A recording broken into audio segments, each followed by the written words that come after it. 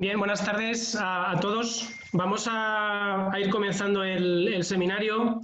Todavía quedan 2 minutos para las 6:30, pero bueno, vamos a aprovechar para presentarnos y bueno, sobre todo esperando que todos estéis bien y todos vuestros amigos y vuestros familiares en estos momentos de gran dolor para todos.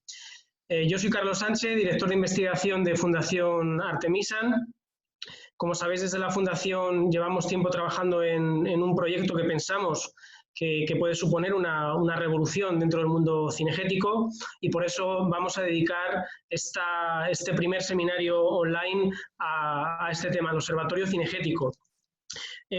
Antes de pasar a presentar al ponente, al doctor José Luis Guzmán, que es el encargado de este proyecto, os quiero hacer una serie de comentarios, ¿vale? Que podáis interactuar con nosotros. Lo primero de todo, nosotros no os podemos ver ni oír, es una cuestión práctica, porque bueno, ya se va apuntando la gente y poco a poco sois un número elevado de personas, pero sí podéis enviarnos preguntas a través de, si cacharréis un poquito, de preguntas y respuestas, vais al menú, podéis enviarnos preguntas. Nosotros vamos a responder las preguntas al final de la charla de José Luis, ¿vale? También tenéis una opción de chat, si no me equivoco, pero no utilicéis el chat. Ceñiros a la pestaña de preguntas y respuestas. Si alguna pregunta se quedara sin responder, os podemos responder después por WhatsApp del observatorio, o bien también a través de correo electrónico. Sin más, agradeceros vuestra presencia virtual en este observatorio. Y bueno, os va a dar la charla, como os decía antes, el doctor José Luis Guzmán, doctor en biología, con gran experiencia en monitorización de especies cinegéticas, y la persona dentro de la Fundación que lleva más peso en este proyecto. José Luis, cuando quieras, yo me anulo y te dejo solo a ti. Vale, pues nada, muchas gracias, Carlos, por la presentación. Básicamente, la ponencia de hoy tiene 3 partes, ¿no? Primero voy a presentar en qué consiste el observatorio, por qué es tan importante. Esta primera parte, el contenido, es exactamente el mismo que el de las charlas que dimos a lo largo de febrero, ¿no? En aquellas jornadas de presentación. Lo comento por si, bueno, pues estáis presentes algunos de aquellas personas, bueno, pues que sepáis que el contenido va a ser el mismo de esta primera parte. Después os voy a poner en situación un poco del momento en el que nos encontramos en el observatorio, y al final vamos a abrir un turno de preguntas, ¿de acuerdo? Bien, como ya sabéis, la Fundación Artemisan es una organización sin ánimo de lucro. Detrás de ella hay una serie de patronos que financian nuestra actividad, ¿no? Que en esencia es la defensa de la caza, pero eso sí, una caza sostenible. Y esto lo hacemos a través de la investigación, comunicación y defensa jurídica. Bien, ¿por qué es tan importante un observatorio cinegético en este momento? Quizá merece la pena destacar tres razones de peso. Una es la situación de las especies cinegéticas, ¿no? Ya que mientras por un lado vivimos un claro declive de las especies de caza menor, con la caza mayor parece que sucede lo contrario, ¿no? Con especies como el jabalí en clara expansión. Y si tuviéramos que señalar qué causas hay detrás de estos desequilibrios poblacionales, quizás si hay una en la que toda la comunidad científica está de acuerdo, es en los profundos cambios de paisaje que ha sufrido, ¿no? En la península ibérica. Fijaros, por un lado los agrosistemas, fruto de la intensificación agrícola, se han visto muy simplificados, ¿no? Pensar en las lindes, cómo han desaparecido. Y la otra cara de esta moneda es las reforestaciones masivas, ¿no? que se hicieron, y también el abandono rural, ¿no? que han provocado esa reforestación. Y en fin, en definitiva, estos profundos cambios de paisaje lo que conllevan es que unas especies se ven favorecidas mientras que otras se ven perjudicadas. ¿no? Además, otra razón importante para justificar la presencia del observatorio sería la falta de programas de monitoreo de las especies cinegéticas a escala nacional, ¿no? Es decir, sí que se hacen esfuerzos importantes en España, según comunidades, ¿no? Pensar en el trabajo que hace la guardería, los agentes de medio ambiente o muchos cazadores a título privado, pero lo que está claro es que falta una coordinación, ¿no? Falta una metodología homogénea que de alguna manera recoja toda esta actividad. Nosotros nos fijamos bastante en el SACRE, ¿no? Que es ese proyecto de monitorización de las aves que lleva SEO, y yo creo que es un buen ejemplo, ¿no? de cómo se puede monitorizar la fauna y cómo se puede ayudar de programas de ciencia ciudadana, que en esencia es lo que ambiciona ser el observatorio cinegético. Y la última razón de peso, ¿no? de un observatorio quizás sería, como ya sabéis todos, la sociedad es cada vez más crítica con la caza, ¿no? O al menos hay una parte importante de la sociedad que se está posicionando en contra y en parte yo creo que es porque efectivamente no hay buenos programas que monitoricen la situación de las especies, ¿no? Y entonces que avalen su extracción, ¿no? Por caza, porque al final la caza no deja de ser un recurso natural renovable. Y fijaros que llegamos hasta el caso de Castilla y León, ¿no? donde se llegó a suspender la caza, cosa que antes jamás se había pensado, ¿no? En fin, pensamos que todas estas razones justifican la necesidad de un observatorio cinegético. En Artemisa no somos nuevos en esto de la monitorización, ¿no? Desde el principio ya fue una de las líneas prioritarias. Comenzamos con el proyecto RUFA sobre la perdiz roja, pero también hemos trabajado con la tórtola europea, con un programa de aves acuáticas en el delta del Ebro e incluso en Fuerteventura, ¿no? en monitorizando las aves cinegéticas y siempre con todos ellos lo que tienen de común denominador es la integración de los cazadores en esta monitorización, ¿no? De tal forma que al final todos estos proyectos cristalizan, ¿no? en lo que es el observatorio cinegético, que pensamos que es quizá el proyecto más ambicioso de la Fundación Artemisa. Si tuviéramos que definir en qué consiste, es algo tan sencillo como la idea de dotar a los cazadores de una herramienta, ¿no? Como es una aplicación para móviles, para recoger sus observaciones, porque no debemos olvidar que los cazadores al final conocen muy bien el medio, ¿no? Conocen muy bien las especies.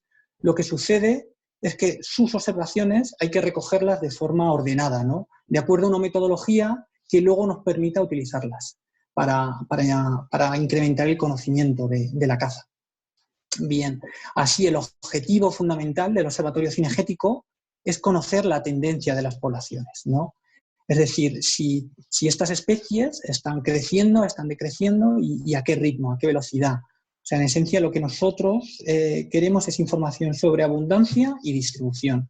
Pensar que esto es una carrera de largo recorrido, ¿no? Es algo que conseguiremos dentro de muchos años, ¿no? O sea, que es algo que empieza ahora, pero que ambicionamos que obviamente no pare, ¿no? Una vez que arranquemos. Bien, la metodología que proponemos es algo tan sencillo como recorridos lineales en vehículo a baja velocidad o si el sitio en el que queremos participar en los censos es abrupto, es complejo, pues recorridos a pie. Bueno, con distancias, pues haceros una idea de un recorrido de 8 a 10 kilómetros si el recorrido se hace en vehículo o 4 a 6 kilómetros si se hace a pie, ¿no? Y de lo que se trata es que en este recorrido se vayan registrando todas las observaciones de las diferentes especies de caza. No es más que esto, ¿no?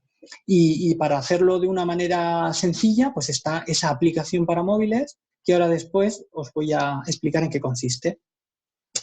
Eso sí, además de recoger estas observaciones, lo que a nosotros nos interesa es que junto con las observaciones deis una referencia de la distancia a la que está la caza del camino, ¿no? en el que os estáis moviendo. Esto para nosotros es importante porque luego nos va a permitir calcular parámetros como la densidad, ¿no? Que al final pues tiene mucha relevancia. Ahí abajo os pongo un esquema, ¿no? Imaginaros que el vehículo sois vosotros, ¿no? Y la flecha roja sería el itinerario que lleváis de censo. Entonces a nosotros nos interesa que nos deis esa referencia de distancia, pero no la distancia a vosotros, sino la distancia perpendicular del individuo, ¿no? De la especie, del animal que habéis visto, a vuestro camino, al camino que llevéis. Y no se trata de que indiquéis la distancia exacta, ¿no? Puesto que no tenéis telémetro, es lo más normal, sino una referencia de distancia, de tal forma que nosotros hemos preparado en la aplicación 3 categorías de distancia, es decir, si está a menos de 25 metros del camino que lleváis, entre 25 y 100 metros, o si está a más de 100 metros, ¿no? Es decir, indicar en cuál de estas 3 bandas de distancia está, por ejemplo, el conejo o la liebre o lo que sea que hayáis visto. Bien, quizá el corazón o una de las partes, yo creo, más relevantes, más reto de todo esto, es el ser capaces de dar ese salto de una observación ordinaria, ¿no? Que al final es lo que nosotros vemos en el campo, ¿no? Cualquier día, a una observación científica.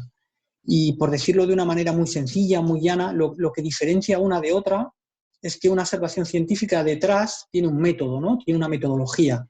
Y esto es fundamental. Esto es fundamental si queremos que luego nuestra información, nuestras observaciones, sirvan para discutir sobre el estado de las especies cinegéticas.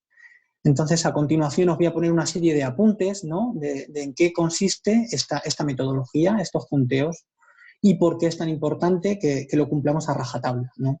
Para empezar, cuando hagamos estos censos, ¿no? Los que participéis finalmente, no se trata de contar toda la caza que hay en vuestro coto, más bien se trata de contar solo una parte.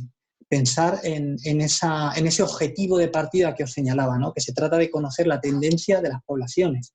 No se trata de saber exactamente cuántas perdices hay en mi coto, ¿no? Sino entender, con el ejemplo de las perdices, si la población de perdices en mi coto, en mi región o en España está decreciendo o está creciendo, ¿no?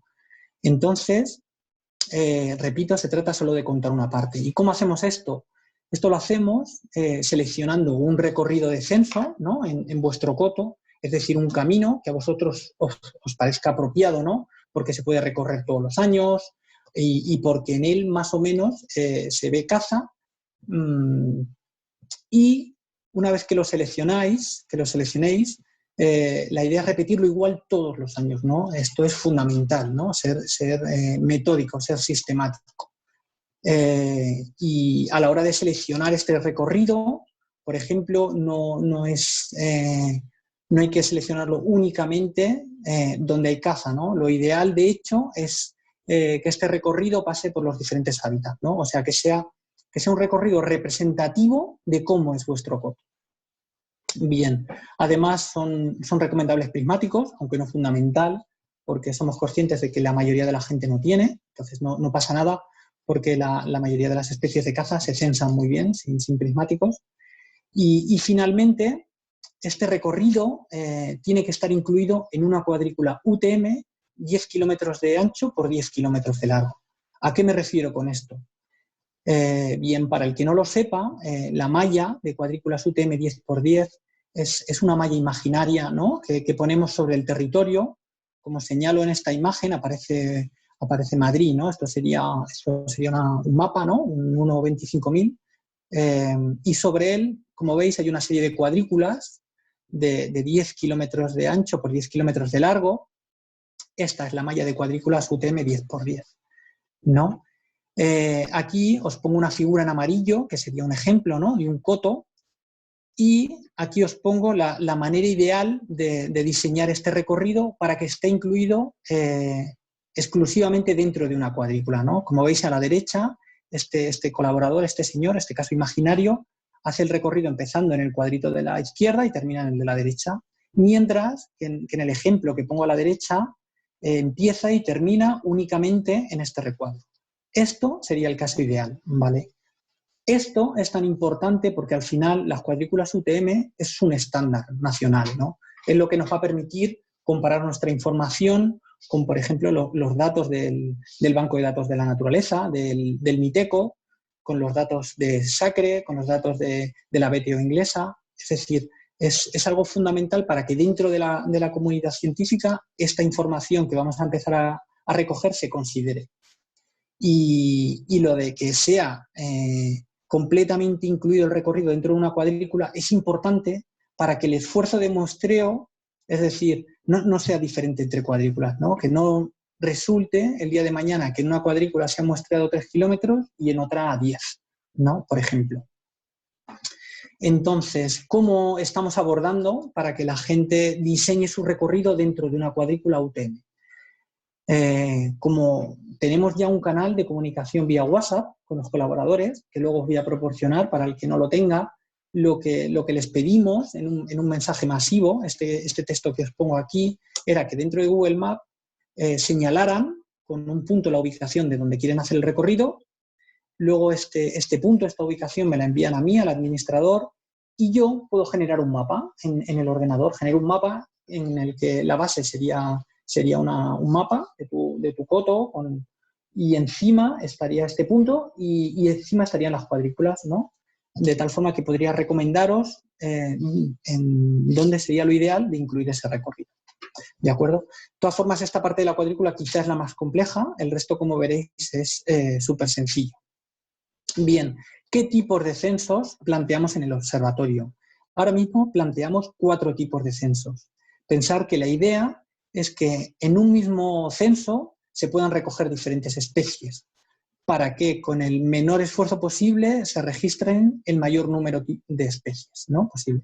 Así, hemos pensado en un censo de aves residentes, que la idea es hacerla entre febrero y marzo, y se trataría de hacer un recorrido en coche, ¿no? Ese recorrido que hablábamos antes, que vosotros decidiréis en vuestro coto. Se trataría de hacerlo al amanecer, ¿no? Las 3 primeras horas del día, y conforme vais haciendo el recorrido, pues la idea es ir registrando los individuos de estas especies que vais viendo, ¿no? Además, con cada kilómetro de recorrido se trata también de salir del coche y echar un vistazo alrededor, ¿de acuerdo? Para que no se nos pase nada. Las especies que incluimos en este censo, bueno, pues son los córvidos, las palomas y los zorzales. Bien, también hemos pensado en un censo de aves migratorias. La idea es hacerlo entre junio y julio, al amanecer también, ¿no? Durante las 2-3 primeras horas del día. Y en este censo, cuando vayamos haciendo el recorrido, cuando hagamos esa parada, ¿no? Con cada kilómetro de recorrido, la idea es salir del coche y esperar 5 minutos, hacer una escucha de 5 minutos, ya que muchas veces las codornices y las tórtolas, ¿no? Porque este censo está pensado para estas especies, si no te paras un momento, ¿no? A escucharte, te las pierdes. Digamos que es la manera de censarlas más adecuada. Bien, también hemos pensado en un censo para aquellas especies que tienen mucha actividad nocturna, ¿no? Como es el caso de la liebre, conejo y predadores, ¿no? Pensar en perro y gata silvestrado, pero también en zorro y, por ejemplo, también en corzo, ¿no? Es una especie bastante que se censa muy bien de noche. En esencia, estamos pensando en un fareo, ¿no? Que se realizaría también entre febrero y marzo y media hora después del anochecer, ¿no? La idea es que desde la Fundación os ayudemos a conseguir permisos, ¿no? Porque en algunas regiones hay que solicitar permiso y obviamente siempre habría que avisar a la autoridad competente antes de realizarlo. Pero en esencia el censo sería igual que los anteriores, ¿no? Es decir, ese recorrido que previamente ya hemos decidido en nuestro coto, pues hacerlo, ¿no? Ir con el coche y ir registrando todo lo que se veis. En este caso, iluminando a ambos lados del camino con un foco. Y finalmente hemos pensado en un censo específicamente pensado para caza mayor, ¿no? La idea sería hacerlo en otoño, cuando la berrea, y bueno, pues está pensado para especies como el ciervo, ¿no? Este se haría al atardecer, 2 horas antes de que se haga de noche, y en este no es necesario hacer paradas. ¿Significa esto que un colaborador del observatorio tiene que hacer todos los censos? No. Obviamente esto va a depender de las especies que haya en tu coto, ¿no? Habrá gente que únicamente haga el censo de residentes de perdiz al año, otros que únicamente hagan el de caza mayor y otros pues que hagan varios de ellos, ¿no? Además, no deja de ser un proyecto voluntario, entonces aquí cada cual aportará lo que pueda y lo que quiera, ¿no? Muy bien. Voy a pasar a la parte de la aplicación para móviles, ¿no? Para que veáis lo sencilla que es, ya que aquí era nuestra máxima, ¿no? Que en un número muy reducido de pantallas este colaborador, este censador, esté en el campo ya registrando la caza que va viendo, ¿no? En una primera pantalla de la aplicación para móviles, lo que aparece serían estas cuatro censos que se ven, y se trataría de eso, de elegir el tipo de censo que queremos hacer, ¿no? Seleccionaríamos, por ejemplo, seleccionamos uno de ellos y lo primero que nos aparece es esta ventana emergente en la que nos pregunta si se trata de un censo real o de prueba. Esto lo hemos puesto así porque al final todo el mundo en algún momento va a querer probar la aplicación, ¿no? Cacharrear todas sus funciones, pero yo como administrador pues tengo que diferenciar, ¿no? De cuándo es una prueba al momento en el que este colaborador ya ha decidido su recorrido, está en el campo y va a empezar a hacer un censo. En este momento le daría censo real y así yo puedo luego diferenciar, ¿no? la información que viene de una vía o de otra. Bien, y una vez que le da censo real, aparecería la siguiente pantalla, que ya es la pantalla principal del censo. En esta, como veis, arriba aparece un contador de tiempo y de distancia, ¿no? Ya que una vez que se pone en marcha, pues empieza a transcurrir el tiempo y ya que la aplicación está conectada al GPS, ¿no? Del móvil, también va poniendo, por así decirlo, una ubicación cada cierto tiempo y así luego nosotros conocemos el recorrido que habéis hecho y vosotros también. Y bien, en este caso, por ejemplo, se ha seleccionado un censo de caza mayor, ¿no? Aquí aparece un gamo. Esto de aquí viene a ser un pasaespecies, ¿no? Si le damos hacia un lado, iría cambiando la especie. En este caso aparece el gamo, hemos visto un gamo. Debajo hay las 3 barras de distancia que os comentaba, ¿no? Si lo vemos a menos de 25 metros, entre 25 y 100 metros de nuestro camino o a más de 100 metros. En este caso le ha dado a más de 100. Y debajo, ese menos y más nos serviría para poner el número de individuos que estamos viendo, ¿no? Por ejemplo, si vemos un gamo, pues lo marcamos con el más y automáticamente se sumaría a la parte de aquí, ¿no? Del gamo. Y este 5 significa, bueno, pues que ha visto un gamo y que antes ha visto 4 individuos de otra especie, ¿no? Viene a ser el total, ¿no? Lo pone aquí, los avistamientos totales. Y esta ventana emergente que ha aparecido aquí abajo es un aviso que la aplicación te hace cuando vas haciendo el recorrido por cada kilómetro recorrido, ¿no? Para recordarte que por favor te bajes del coche y hagas un vistazo alrededor, ¿no? O si es el censo de migratorias, permanezcas 5 minutos escuchando, ¿no? Es una especie de recordatorio, además, para que todos los años te pares en los mismos sitios, ¿no? Vuelvo a aquello que os comentaba de ser sistemáticos, ¿no? Que es tan importante en las observaciones científicas. Y una vez que hemos terminado nuestro recorrido de 8 o 10 kilómetros, ¿no? Lo que decidimos en su día, le damos a finalizar censo y ya estaría todo hecho, ¿de acuerdo? Automáticamente la información le llegaría al administrador y estaría informatizada y a nosotros nos aparecería este resumen. Este resumen en el que aparece el tiempo que hemos estado en el censo, la distancia que hemos recorrido y las observaciones que hemos hecho, ¿no? Así de sencillo. Esto sería en esencia un censo en el observatorio cinegético. Bien, ahora, aparte del censo, nosotros queríamos aprovechar esta oportunidad para recoger otro tipo de información que también es muy importante en la gestión, ¿no? Y en la conservación de la caza. En concreto, en lo que son las capturas, ¿no? Entonces, en la aplicación hemos habilitado una pestaña que se llama Capturas, en la que si le damos aparece un desplegable con las diferentes especies, ¿no? Entonces aquí nosotros seleccionaríamos, bueno, la idea es que un responsable por coto al final de la temporada seleccione la temporada en la que está y indique el total de individuos cazados para cada una de las especies, ¿no? que hay en su coto. Esta información sería el complemento ideal para la abundancia que vamos registrando en el censo.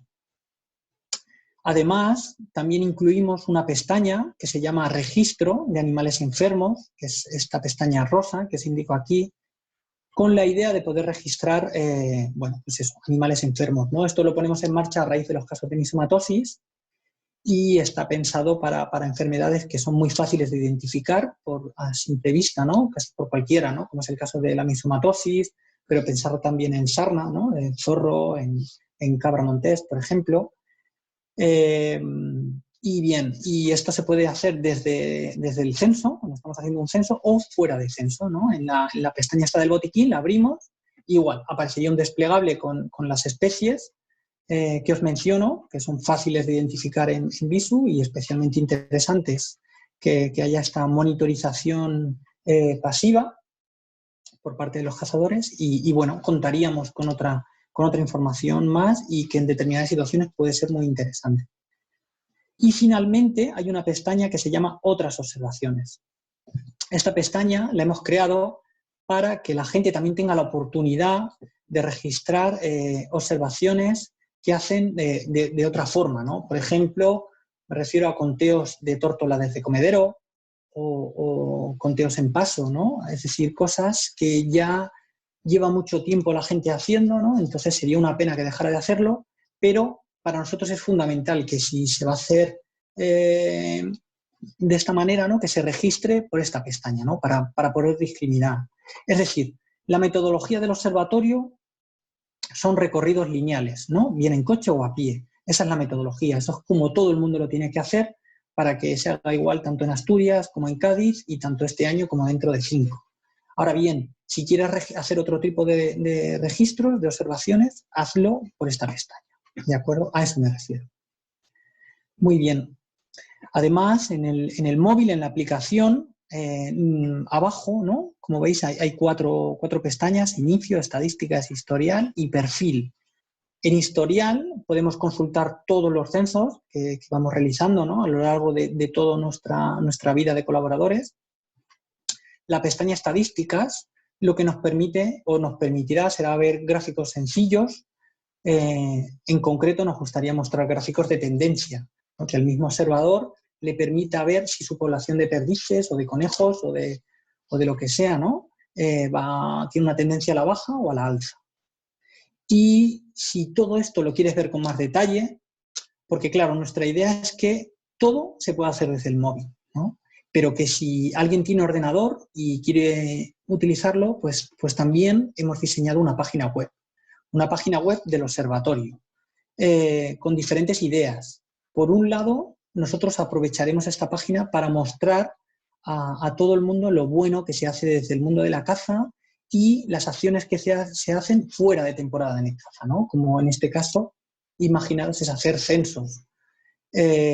También en esta página web hay un tutorial, también se podrán descargar, ¿no? Manuales, vídeos, y fijaros aquí donde pongo el círculo rojo, ¿no? En esa llave, autenticarse, ahí podremos poner nuestro nombre y clave de usuario y entrar a el espacio individual de cada colaborador.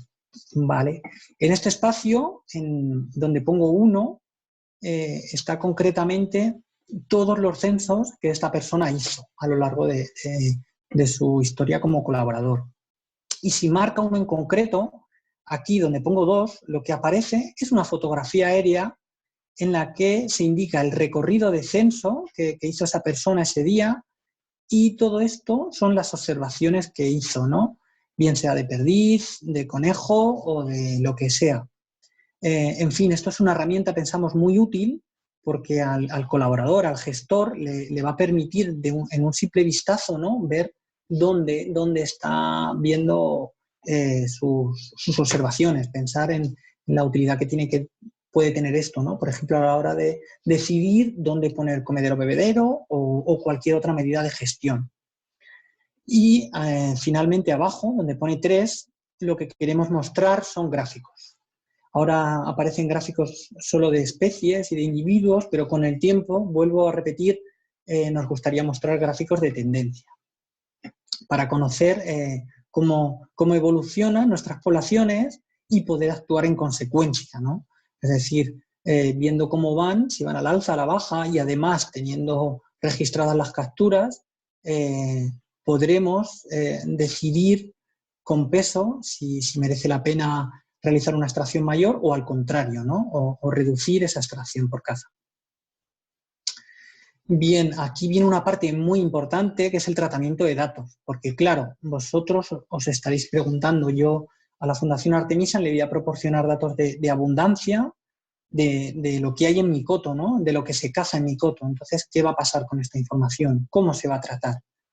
Bien, pues nosotros adquirimos el compromiso de que únicamente el personal científico de la Fundación Artemisa es el que va a gestionar esta información, ¿no? Es decir, únicamente yo, José Luis Guzmán, y mi compañero, Carlos Sánchez, somos los que vamos a ver a nivel de coto toda esta información, ¿de acuerdo? Nosotros y luego la persona que nos proporcionó la información verá la información, pero únicamente de su coto, ¿no? Esto en cuanto a información bruta. Luego, la información será publicada, ¿no? Es decir, cuando utilicemos toda esta información para hacer informes, para hacer análisis, nos serviremos de la información a una escala espacial UTM 10×10 kilómetros, ¿no? Con esto lo que me refiero es que es una información lo suficientemente grosera como para que nadie, que no seáis vosotros mismos, pueda relacionar, ¿no? Lo que hay en un coto con ese coto. Bien, ¿y qué tengo que hacer para ser colaborador? Lo primero, hay que ser federado, ¿no? O amigo de la Fundación Artemisa o de alguna de las entidades colaboradoras. Después, tenéis que saber que la plataforma genera únicamente una clave por coto, ¿no? Porque nuestra idea es que nos llegue la información nos llegue solo por una vía de un determinado lugar, de un coto, pero esta clave, este usuario, se puede compartir, ¿no? Es decir, si en un coto, por ejemplo, imaginar que hay una persona que se quiere encargar del censo de primavera, de perdices, y otra persona, en cambio, está más interesada en el de migratorias, en el de tórtola. Lo único que tienen que hacer es esta clave que generamos, compartirla, ¿no? Entonces, las dos personas se descargan la aplicación, la comparten y uno hace un censo y el otro el otro. O es más, se puede dar la situación de que un guarda lleve muchos cotos, ¿no? Entonces quiera hacer el censo en diferentes cotos. En este caso, lo que nosotros hacemos es generar solamente una clave para esta persona, pero luego esta persona puede editar en su perfil y poner tantos cotos como él tenga, ¿no? En los que él quiera hacer el censo. Luego, lo único que tiene que hacer una vez que va a hacer el recorrido es seleccionar en cuál está. Para solicitar el alta se puede hacer a través de este correo electrónico, a través de la página web del observatorio, o hemos generado una vía mucho más directa, que es un teléfono directamente, ¿no? Un teléfono, aquí atendemos principalmente a través de WhatsApp y ahora mismo lo estoy atendiendo yo, ¿no? Entonces, nada, bastaría con que nos digáis en este teléfono, ¿no?, que queréis ser colaborador del observatorio, y yo os voy a mandar un enlace directo a la parte donde tenéis que poner vuestros datos. Una vez que esta persona solicita el alta y una vez que nosotros validamos esta alta, ¿no?, lo que sucede es que en su móvil recibe un mensaje de texto, como los de toda la vida, un SMS, y este mensaje de texto tiene un link, ¿no?, una parte que está resaltada en otro color. Si la clicas, si le das, se te descarga la aplicación automáticamente. Es decir, no hay que meterse en App Store ni nada de esto. Y además, en este mensaje aparece la clave y, bueno, aparece la contraseña, ¿no?, y tu usuario, para que la primera vez lo introduzcas. Después no te lo va a volver a preguntar. Y eso, lo introduces, la clave y la contraseña, la primera vez, y la primera vez también te va a preguntar si permites que te geolocalice, ¿no? Esto es algo que legalmente todas las aplicaciones, las apps, lo tienen que preguntar, ¿de acuerdo? Y obviamente tenéis que darle que sí, porque si no, no va a funcionar bien. Además, bueno, pues estamos distribuyendo ya ese manual del observatorio por correo electrónico, yo lo estoy también enviando por WhatsApp, y además estamos pidiendo el correo postal porque nos gustaría que todo el mundo tuviera un ejemplar en papel y porque nos gustaría, bueno, pues tener un detalle con todo aquel que pase a formar parte del observatorio y enviarle un chaleco, ¿no?, de censador oficial. Aunque os adelantamos que esto va a llevar tiempo, porque, bueno, pues nos estamos organizando y bueno, pero al final lo haremos. Bien, he terminado con esta primera parte de presentación del observatorio y ahora os voy a contar de manera muy breve cuál es la situación actual en abril 2020. Actualmente tenemos 187 altas en el sistema, ¿no? Estos son 187 personas que se han interesado por ser censadores y que hemos dado ese alta como buena, ¿no? Bien porque son federados o lo que os contaba. Básicamente hay gente de todas las regiones españolas, bueno, pues, quizá falta Cantabria, falta alguna de Castilla y León, falta alguna isla, ¿no? Son sitios donde tampoco tuvimos oportunidad de hacer aquellas jornadas en febrero, se iban a hacer después, pero bueno, luego llegó esta situación y no pudimos hacerlo. Pero bueno, la representación espacial es muy buena. También que sepáis que, bueno, pues ya en esta primavera, ¿no? Este febrero-marzo, hay gente que hizo recorridos de censo, que hizo observaciones. Concretamente tenemos información relativa a 163 recorridos y unas 2.900 observaciones. Lo que pasa que es muy importante, bueno, y ahí os pongo un mapa, ¿no? Donde aparece la ubicación, aunque de manera muy grosera, de dónde viene esta información. Aunque, como iba diciendo, es muy importante decir en este punto que la mayoría de estos recorridos son recorridos de prueba, ¿no? Porque la gente, bueno, pues ahora mismo está probando la aplicación y todavía se estaban haciendo modificaciones. De tal forma que estos censos de febrero-marzo, ¿no? de aves residentes, difícilmente los vamos a poder utilizar en el futuro para análisis. Pero bueno, al final estamos arrancando, ¿no? Bien. De tal forma que lo que nosotros pensamos, nuestra mejor estima, es que el primer dato que tengamos en el observatorio de censo bueno sean los censos de aves migratorias de este junio, ¿no? Que como os comentaba al principio, la idea sería hacerlos entre junio y julio. Y bueno, la esencia es hacer un recorrido en vehículo o a pie en el coto de 8 o 10 kilómetros, haciendo paradas cada kilómetro y en estas paradas permanecer fuera del coche 5 minutos escuchando, ¿no? Para registrar todas las codornices y todas las tórtolas europeas que veamos o escuchemos. Por nuestra parte, esperamos estar preparados, ¿no? Para este momento, es decir, esperamos haber dado de alta a todos los colaboradores interesados y haber realizado ese envío, ¿no? de mapas y de documentación a todo el mundo, para que la gente sepa muy bien dónde tiene que hacer el recorrido, ¿no? Es decir, que este recorrido esté dentro de una cuadrícula y demás. Pensar que hasta el momento, bueno, pues hemos tenido un poco un embudo, ¿no? de trabajo, ya que han sido muchas las solicitudes y bueno, y realmente estamos empezando y tenemos que ponernos en marcha, coordinarnos entre nosotros y que esto fluya.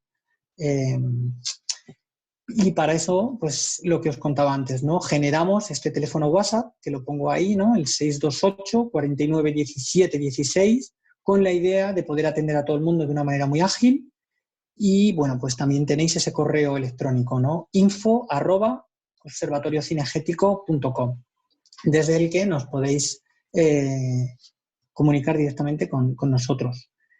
Ya para ir terminando, quería señalaros algunos retos futuros a los que nos enfrentamos, ¿no? Para empezar, es necesario que revisemos algunas especies que parecen que son especialmente complejas, ¿no? de censar, como es el caso del jabalí. Hasta el momento pensar que lo más habitual en el caso del jabalí es tener aproximaciones sobre abundancia a través de la caza, ¿no? Ya que es una especie muy, muy compleja.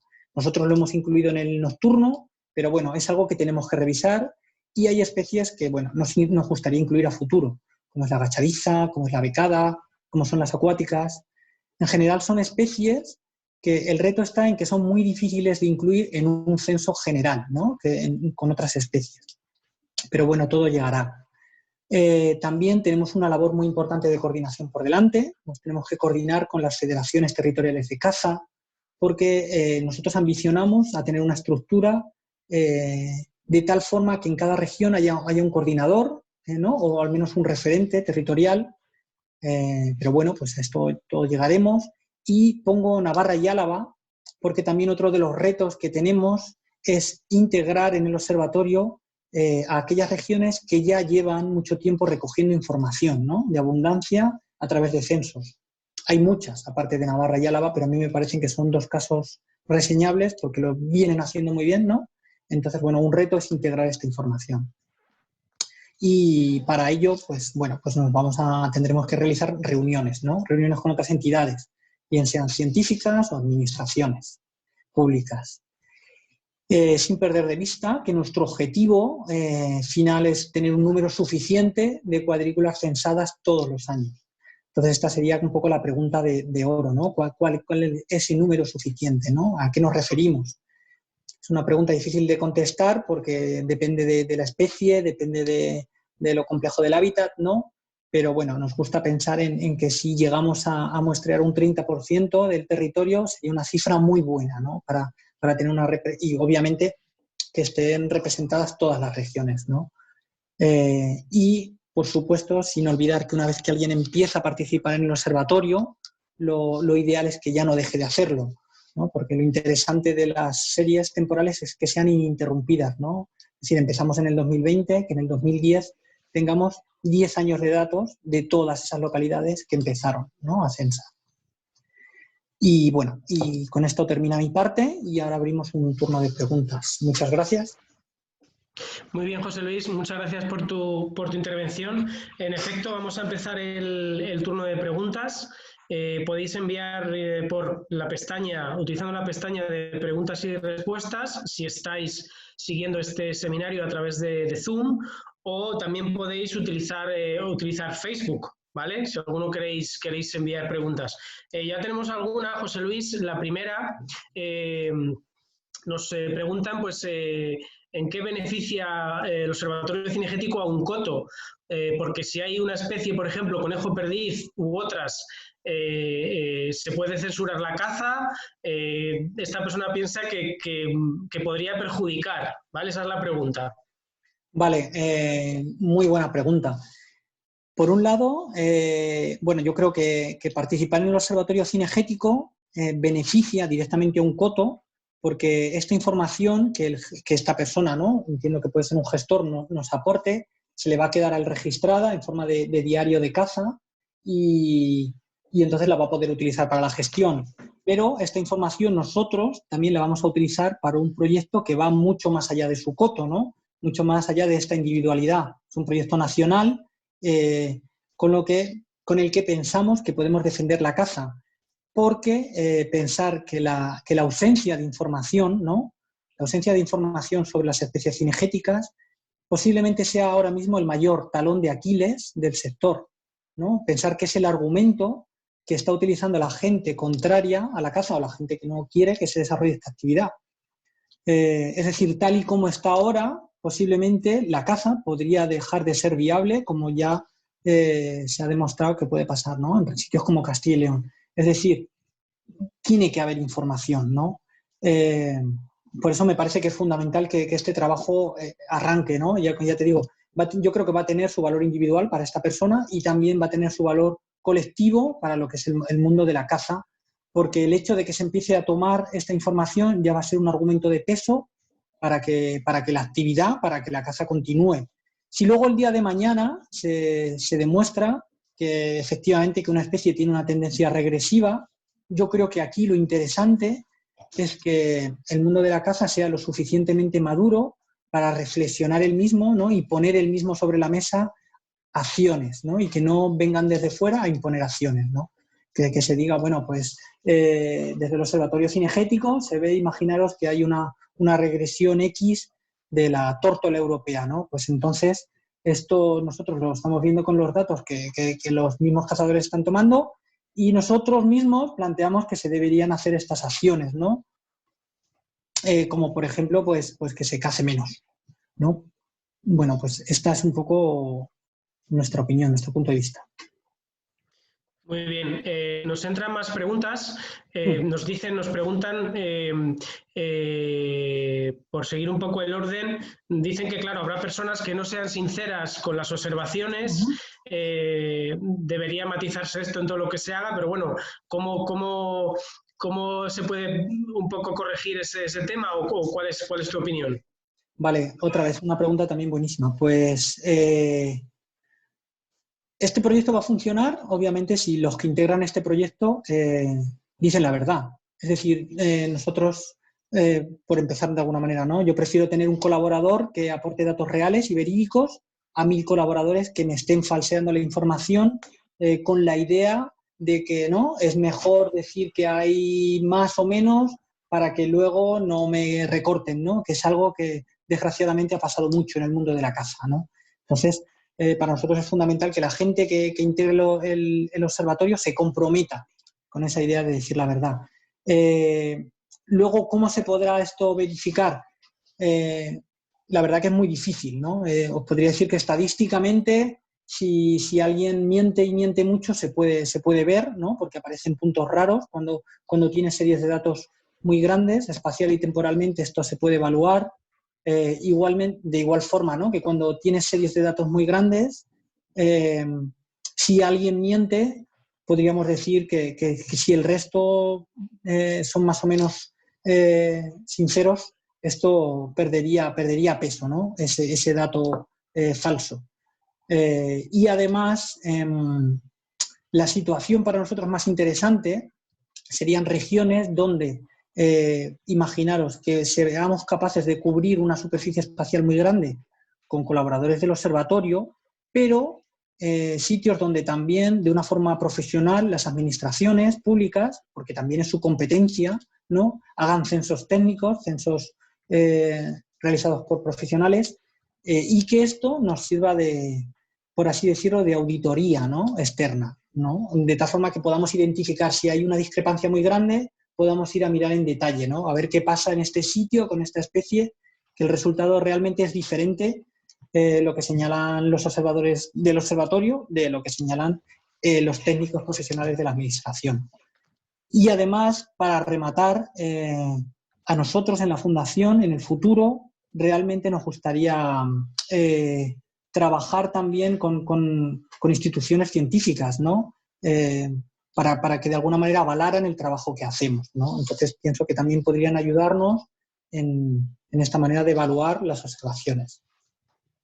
Muy bien, José Luis. Ahí entran más preguntas. Uh-huh. Hay unas que se repiten y que preguntan, por ejemplo, pues si en un coto tengo una zona muy definida de caza mayor y otra de menor, el típico coto que tiene sierra y otra parte de monte bajo, preguntan si deberían hacer dos recorridos diferenciados. Yo creo que lo más oportuno sería hacer dos recorridos diferenciados. Y obviamente, y lo interesante sería ver en qué cuadrícula UTM, ¿no? Cae cada parte del coto, ¿no? O sea, a mí en ese caso, nosotros veríamos el coto, ¿no? Cómo es, y lo ideal sería definir un recorrido que esté completamente incluido en una cuadrícula para el de caza mayor y otro en otra cuadrícula para el de caza menor. Sí. Muy bien. Nos entra también una pregunta que yo creo que mucha gente se la está haciendo, que dice que, bueno, pregunta si se podría realizar un conteo también en otoño antes de comenzar la temporada de menor, concretamente por situación actual. ¿Se ha barajado eso? Vale, muy interesante. Uno de nuestros mayores esfuerzos, o yo soy bastante testarudo en este sentido, es el alcanzar una metodología homogénea, ¿no? Que todo el mundo decidamos una metodología y vayamos a una. Esto es fundamental porque si no, parece como que se va improvisando según la situación, ¿no? Entonces, en este sentido, es fundamental definir unos periodos para unas especies. Entonces, para la caza menor, ¿no? Para las aves reproductoras, hemos pensado en primavera y pensamos que se debería hacer así todos los años, siempre. Si aparte quieres hacer a título personal uno de caza menor en otoño, podrías recogerlo en otras observaciones. Pero repito, es que aquí es muy importante que todo el mundo lo haga igual, ¿no? En todos los lugares y entre años. Esa pregunta es interesante porque hay sitios donde se hace un conteo, ¿no? de perdices o de conejos pre-reproductor, ¿no? En primavera y uno post-reproductor, ¿no? Finales de verano o otoño. Y esto es muy interesante. Lo que pasa que pensar que aquí en el observatorio nosotros teníamos que llegar a un compromiso entre que la información que nos llegue vuestra sea válida, pero tampoco pedir demasiado, ¿no? Es decir, porque no podemos pedir que se hagan dos censos anuales para perdiz, ¿no? Uno en primavera y otro otoño, hacer uno específico para cada uno. En fin, al final eran demasiados conteos. Por eso el definir el de reproductoras en primavera. Muy bien, hay otra pregunta hay una pregunta, vaya, sobre el tema de la codorniz. Nos preguntan de que como solo cantan los machos y cambian mucho las fechas de migración, dice que si serviría incluir también los resultados de caza en agosto y septiembre, si sería útil. Vale, los resultados de caza, por supuesto, son súper útiles y por eso hemos generado esa posibilidad, ¿no?, de incluirlos. De ese desplegable en el que obviamente está la codorniz, se incluyen y con los años nosotros tendríamos un registro que como este señor dice, los datos de caza también nos pueden dar una idea indirecta de la abundancia, ¿no? Y esto pasa para la codorniz, pero también para el jabalí, ¿no? Por ejemplo. Claro, la codorniz es una especie muy compleja y difícil, ¿no? Pero por eso lo ideal es definir un recorrido de censo y mantenerlo igual todos los años. Somos conscientes de que se te van a escapar individuos, va a haber codornices que no vas a contar, pero eso no es tan importante. Lo importante es que si lo repetimos todos los años igual, y imaginaros ya a vuestro alrededor, ¿no? Lo hacen muchos cotos, con el tiempo tendremos suficiente información para hablar de tendencia, que es el objetivo, ¿vale? Es lo que buscamos. Muy bien. Nos preguntan sobre el tema de registrar los datos de caza, de capturas. Nos dice una de las personas que está asistiendo que claro, que los socios en su coto, entiendo, si matan más animales, los socios dicen que son menos, o se pregunta también si se pone los datos de una persona o del coto entero. Pues bueno, aclarar un poco este tema, Vale. sobre todo de las capturas, cómo lo queremos abordar. Vale, muy bien. La idea es tener un dato del coto, ¿no? Nosotros no queremos información a título individual de cada cazador. Tanto los datos de censo como los datos de captura que nos vengan nos vendrán del coto, ¿no? Lo que pasa es que será un representante de ese coto el que estará dado de alta en la aplicación y el que nos dará la información. Pero en el caso de las capturas tendrían que ser todos los participantes de ese coto, ¿no?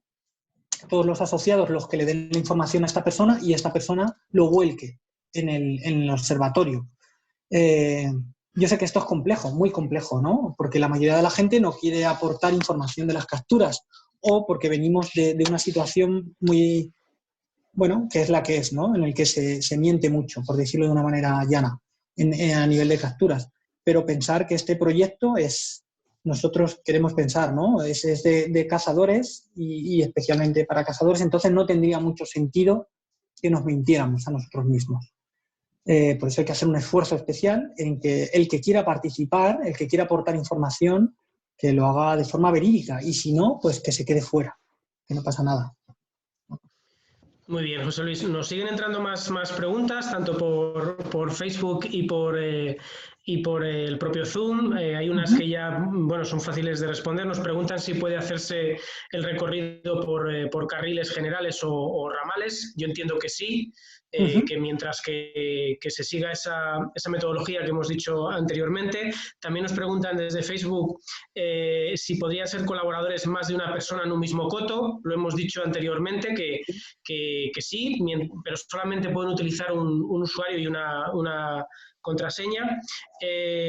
Y nos entra, sí, una pregunta sobre, al ser observador oficial, ¿estás autorizado a realizar conteos nocturnos en lugares donde normalmente no se pueden hacer? También lo hemos dicho, que en ese caso, en el caso de los conteos nocturnos, habrá que pedir un permiso a la autoridad competente. Nosotros estamos abiertos a ofrecer un documento o a certificar que esa persona es un censador oficial del Observatorio Cinegético de Artemisa. Eso tiene que, eso lo podemos dar y luego la autoridad competente lo puede dar.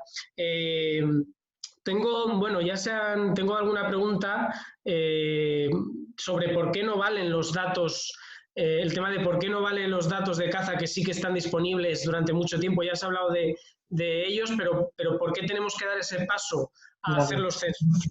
Vale, esa pregunta también es muy buena. Es cierto, hay muchísima información y hay información de calidad, ¿no? Ya en este país vienen los planes técnicos de caza o en otros formatos. Pero uno de los grandes problemas es que está en papel. Y la realidad es que la información que está en papel es información que es muy difícil de utilizar. Nosotros tenemos un caso muy cercano, ¿no? El año pasado, ¿no? Preparamos un proyecto para la Comunidad de Madrid, ¿no? Para un recurso bueno, pues hubo una denuncia, ¿no? De la Orden de Veras y tuvimos que, bueno, yo tuve que informatizar, no sé si 600 planes técnicos de caza, una barbaridad. Con esto del observatorio se da un salto muy grande, lo hemos dicho muy rápido, pero el hecho de que al administrador le llegue la información de forma automática y en tiempo real es un salto gigantesco. Nos da una agilidad, una capacidad de reacción muy grande. Tenéis que haceros una idea de esto. Eso en cuanto a la información que está. Pero es que eso en cuanto a la información de caza, ¿no? Que se lleva tomando. Pero es que hay otro tipo de información que es que realmente hay muchos casos en los que no se lleva tomando, ¿no? Y es el que haya unos censos de abundancia que se repitan igual entre diferentes regiones y entre diferentes años. Esto es muy importante también y la realidad es que no se hace. Muy bien. ¿Hay alguna preguntilla más por ahí ya de cosas que se han comentado? Se nos ha olvidado decir, José Luis, que hemos preparado un vídeo que está ya en redes sociales del observatorio, en el cual se explica muy brevemente en qué consiste el observatorio y cómo participar. Dura apenas 5 o 6 minutos y os recomendamos a que lo utilicéis, perdón, a que lo visualicéis. Me viene una pregunta también de si hemos calculado el número de días al año que le llevaría a una persona que pudiera hacer los 4 conteos, el número de días al año que le llevaría a emplear en su coto. Yo creo que sí que hemos hablado alguna vez del tiempo total, ¿no? Más o menos qué podría suponer esto.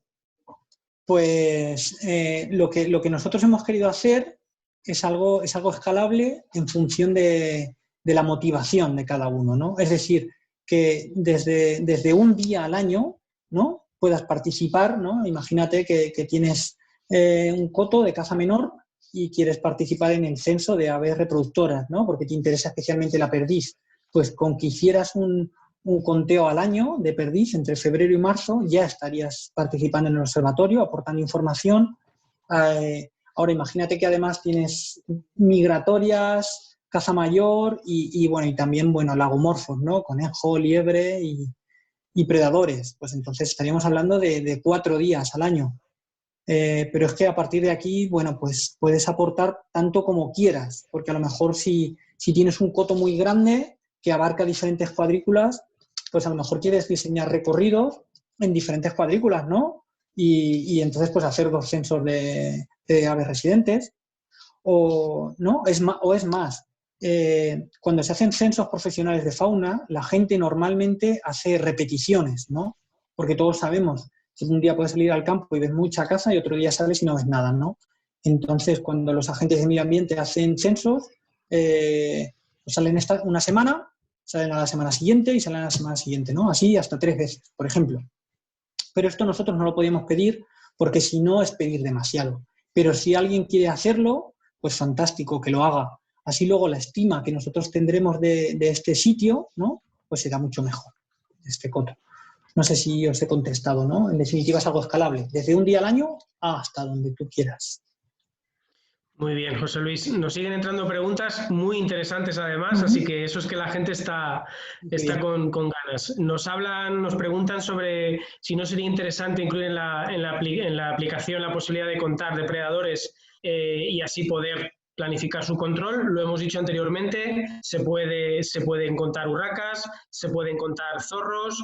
Mediante el botón de observaciones puntuales se pueden apuntar otras especies que a lo mejor no tengamos metidas, entonces eso sí se puede hacer. Ya una pregunta que quiero responderla yo, sobre, claro, nosotros queremos y trabajamos para que los conteos sean, los datos sean vinculantes de cara a la administración, ¿vale?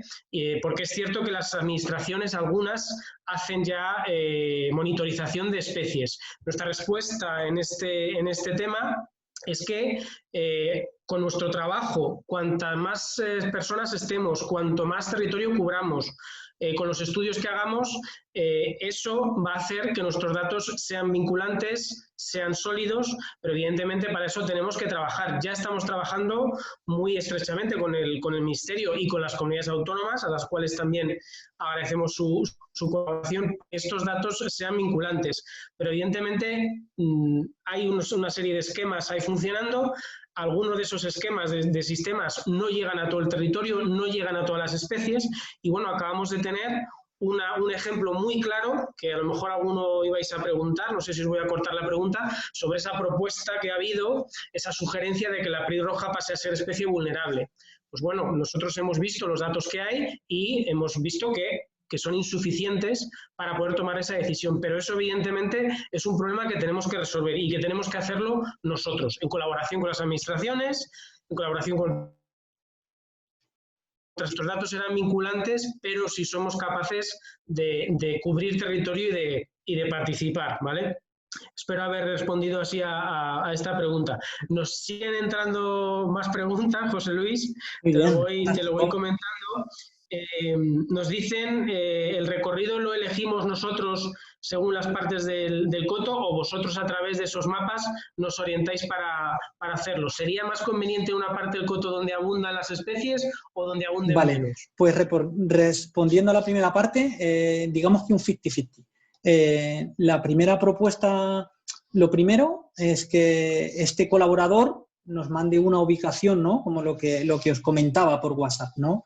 Tenemos un teléfono WhatsApp, entonces lo ideal es que la persona se meta en Google Maps, busque el sitio donde quiera hacer el recorrido, más o menos, ¿no? Entonces aquí deje pulsado el botón, ¿no? Hasta que aparece una ubicación roja, ¿no? Así es como funciona Google Maps. Entonces esta ubicación lo único que tienes que hacer es darle a compartir. Entonces me la envía a mí, yo veo esta ubicación y yo a esta persona le envío un mapa de su zona, de la zona donde ha indicado que quiere hacer el conteo, con las cuadrículas, ¿no? Estas cuadrículas UTM. Entonces, con la recomendación de que este recorrido de censo esté completamente incluido dentro de una de estas cuadrículas, ¿vale? Que si se sale un poco del coto no pasa nada, pero que esté dentro de una cuadrícula. Ahora, a partir de ahí, pues el recorrido entiendo que lo decide el colaborador, porque al final es el conocedor de su coto, de su sitio, ¿no? Es el que sabe qué carriles se inundan, cuáles permanecen en buen estado todo el año, ¿vale? Entonces ahí lo decidiría él. En cuanto a la segunda parte de si decide un recorrido donde hay mucha caza, ¿no? Que me parece que era lo que preguntaba. Lo ideal, como comentaba al principio, es que cuando decides el recorrido, obviamente decides el recorrido en un sitio donde hay que censar, ¿no? No, si te vas a un sitio donde no hay absolutamente nada, pues, bueno, pues al final con el tiempo la información tampoco va a tener mucha chicha, ¿no? Pero lo ideal es que sea un sitio que represente los diferentes hábitats de tu zona, ¿no? Por ejemplo, si hay viñedo, olivar, cereal, un poco que lo represente todo. Que haya más o menos caza, pero no ir exclusivamente donde hay caza, ¿no? Y una vez que lo decido el recorrido, ya lo repito igual todos los años, ¿no? Entonces, si he decidido un sitio donde hay mucha caza, pero lo repito igual todos los años, yo voy a conocer la tendencia. Si he decidido un sitio donde no hay demasiada caza, pero lo repito igual todos los años, yo también voy a conocer la tendencia, ¿vale? Que es lo que nos interesa. El saber si al final las poblaciones, el estado en el que están. Muy bien. Me llega una pregunta sobre el tema de las enfermedades y me preguntan, bueno, ¿qué vamos a hacer con los supongo que se referirá a misomatosis de liebres y otras cosas, que cómo procesaríamos o qué haríamos con esa información. Esa es la pregunta. Vale, muy bien. Esta herramienta también tiene un potencial muy grande como, a nivel sanitario, ¿no? de enfermedades emergentes en fauna silvestre.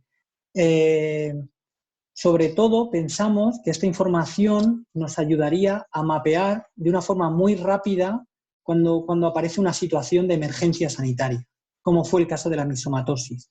Si en el momento que surge lo de la misomatosis, esta red de colaboradores ya existe y es masiva y está generalizada en todo el territorio, yo creo que en ese momento hubiéramos tenido una información en tiempo real, ¿no? Muy buena de cómo se expandía la misomatosis, y esto nos habría permitido ayudar a las administraciones públicas y a otros profesionales que son los que tienen que realizar esa labor también de contención, ¿no? De tal forma, bueno, que respondiendo y en resumen, nos permitiría ayudar a detectar, ¿no? Y cómo funcionan estas enfermedades emergentes. También decir que, bueno, evidentemente nosotros esta información estaríamos en contacto con las autoridades sanitarias para bueno, que esta información se pudiera transmitir con rapidez, con confidencialidad, evidentemente, pero bueno, estamos además en un momento sanitariamente muy particular, por no decir otra cosa, entonces este tipo de información que podamos recoger pues sería vital, ¿vale? Nos preguntan sobre el tema del jabalí, que ya sabemos que el jabalí es una especie también particular de censar, y nos preguntan por Facebook si nos podemos ayudar de las batidas que se realizan contando los jabalíes avistados y los abatidos para obtener un valor poblacional de la especie. Posiblemente sea una buena aproximación. Como comentaba, esta es de las especies reto, ¿no? Que no sabemos muy bien cómo abordar. Actualmente quizá los datos mejores o más generales se tengan a partir precisamente de individuos cazados, ¿no? Es los que se están al menos utilizando para entender el crecimiento exponencial que tiene el jabalí en España. Porque además sucede que las estadísticas de caza en caza mayor son bastante buenas, o al menos bastante mejores que las de menor. Y luego hay profesionales que abogan por utilizar cámaras de fototrampeo o otros medios que yo creo que estarían fuera de un proyecto como el observatorio, porque estamos hablando de ciencia ciudadana, de que todo el mundo lo pueda hacer. Entonces, bueno, la verdad que no te respondo demasiado porque es algo que tenemos que decidir, siendo sincero y honesto. Lo que planteas tiene sentido, pero tenemos todavía que decidirlo. Tenemos que juntarnos con especialistas, con otros grupos que trabajan con la especie y ver cómo lo abordamos. Muy bien, José Luis. Vamos a ir un poco ya así terminando, ¿vale? Puede que quede alguna pregunta sin responder, pero bueno, como dijimos antes, nos podéis escribir un WhatsApp o un correo electrónico. A mí me gustaría, por ir terminando, pues hacer una serie de conclusiones o de reflexiones. Esta reflexión yo la he hecho ya en alguna de las charlas que se dieron antes de la llegada del coronavirus, y es en la fuerza que tienen los datos, ¿vale? El poder que tiene esas bases de datos que podamos generar, ¿no? Porque eso es lo que nos va a permitir poder gestionar de forma correcta en nuestros cotos, y que seamos nosotros los que tengamos que poner, darnos cuenta y poner las medidas, y que no nos vengan esas decisiones por otro lado. Eso es algo importante y tenemos que tomar una decisión. Seguimos con una información para algunas especies y para algunas cosas, vamos a decir, débil, o damos el paso y comenzamos a generar una información que sea potente. Eso es algo que tenemos que hacer. Creo que ha habido un ejemplo muy claro, hay ejemplos claros, y que nosotros en la Fundación lo vemos con especies concretas. Se me viene a la cabeza la liebre, como tantos cotos cerraron la liebre ante la llegada de la enfermedad, como muchos cotos también empezaron a contar las liebres, y a día de hoy que yo sepa, si me equivoco, que alguien me corrija, en ninguna comunidad autónoma se ha prohibido la caza de la liebre, han sido los propios cotos los que se han autorregulado, eso es importante, y también tenemos ejemplos en otras especies, puedo pensar en la tórtola, en especies de aves acuáticas, que son los propios cazadores los que tienen esa capacidad y la pueden desarrollar, pero tenemos que seguir trabajando duro para conseguir estos datos y que sean de calidad. Yo insisto mucho, y soy un poco también testarudo en esto, en el tema del tiempo que esto les lleva a los cotos. Es un tiempo muy escaso. No queremos liaros demasiado, no queremos que estéis todo el día en el campo censando, no, queremos que lo hagáis, como ha dicho José Luis, de una forma que sea válida, que sea sistemática, que se repita y que esto, como pasa en otros países de nuestro entorno, como en Inglaterra o en Francia, pues esto pase de padres a hijos, ¿vale?